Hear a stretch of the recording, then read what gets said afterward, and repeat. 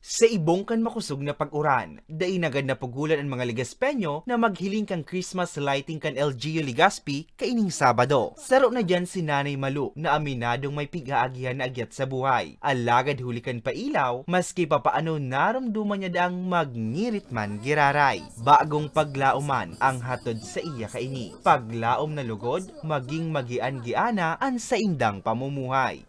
Mas kinaguran, actually nailing man so nag-perform na mga bigay todo man sida.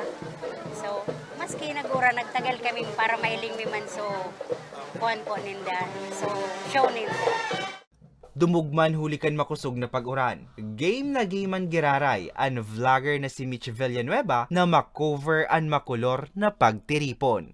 Napakaganda ng pailaw, especially na bago yung design, bago yung mga nakikita dito, at saka itong mga design ng mga pailaw ng mga bilog, bago siya ngayon dito sa Legazpi.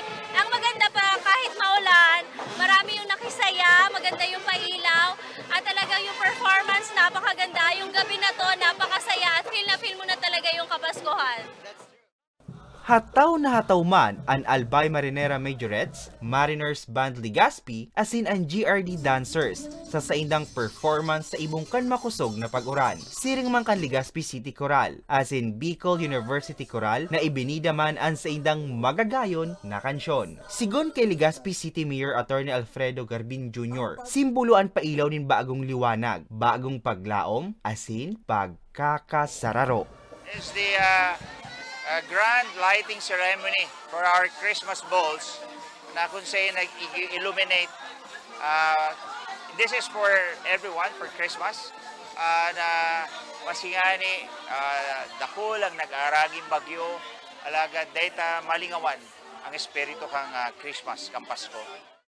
Sigon sa alkalde, dakol ang mga kaabang-abang na aktibidad sa syudad na talagang madaranin kaugmahan sa mga taga-Legazpi para sa mga baretang Tatak Bicol. Hercules Barbacena,